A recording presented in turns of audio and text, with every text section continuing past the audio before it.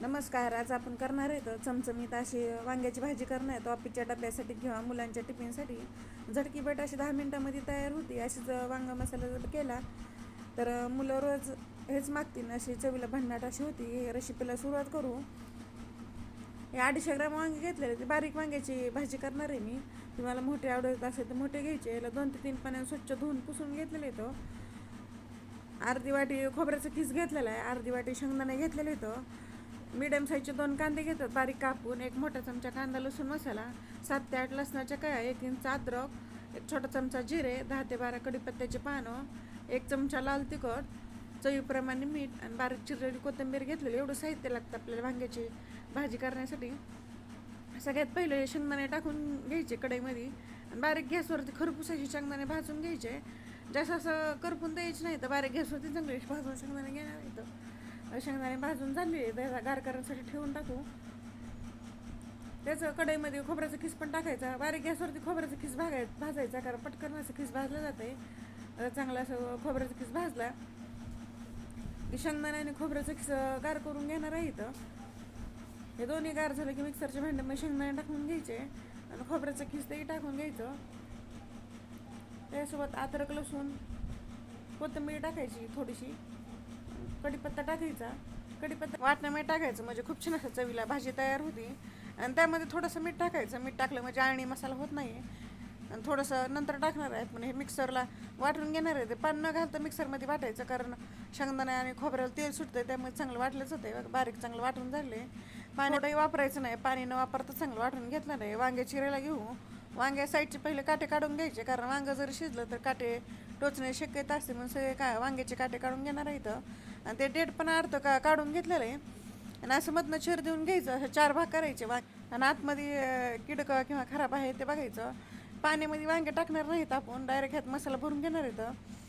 त्याला थोडंसं मीठ लावून घ्यायचं आतनं मीठ लावलं म्हणजे वांगं चवीला चांगलं लागते. आणि त्यामध्ये भरपूर असं मसाला जे आपण वाटून घेतलं ते भरपूर असं मसाला भरून घ्यायचा आणि असं हलकं वांग्याला दाबून घ्यायचं म्हणजे एकसारखा मसाला भरला जातो आहे.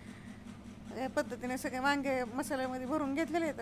आणि थोडासा त्यातला मसाला वरलेला आहे आपण ते टाकून घेणार आहेत. नंतर हे 2 चमचे तेल गरम झालं त्यात छोटे चमचे जिरे टाकायचे. जिरे फुलले की त्यामध्ये कांदे टाकून घेणार आहे. इथं लो ते मिडियम गॅस करायचा आणि लो ते मिडियम गॅसवरती कांदा चांगला परतून घेणार आहे. इथं कांदा हलकासा परतला आहे. त्यात लाल तिखट, कांदा लसूण मसाला टाकून घ्यायचं आणि हे चांगलं मिक्स करून घ्यायचं 1 मिनटासाठी.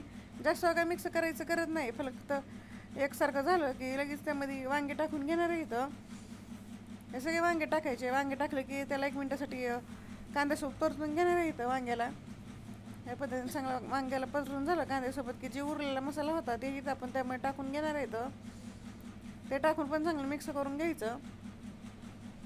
हे सगळं मिक्स झालं की बारीक गॅस करायचा आणि बारीक गॅसवरती झाकून ठेवायचं. 3 ते 4 मिनटाची वाफ काढायची. 3 ते 4 मिनटात बघा चांगले वांगे हलकीशी वापरले होतं. हे सगळं चांगलं एकदम मिक्स करून घ्यायचं.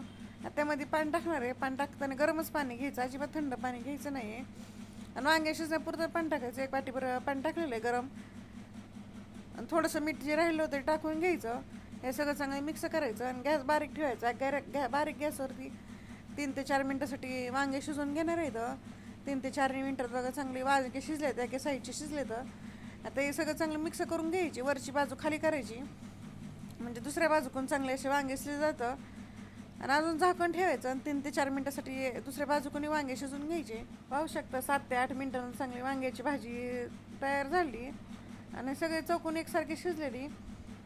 एकदम मिक्स करून घेऊ. भाजीला कलर खूप छान असा आला आणि सुगंध तर खूप असं छान लागला. झटकीपट अशी भाजी तयार होती. थोडीशी कोथिंबीर टाकून मिक्स करून घेऊ. आणि बेसिक साहित्यामध्ये केलेले काही दुसरे असे मसाले वापरणे आपल्या जे घरच्यामध्ये मसाले असतात तेच वापरून चमचमीत अशी भाजी तयार केली. ऑफिसच्या डब्यासाठी किंवा मुलांच्या टिफिनसाठी झटकीपट असं 10 मिनटामध्ये वांगा मसाला तयार होते.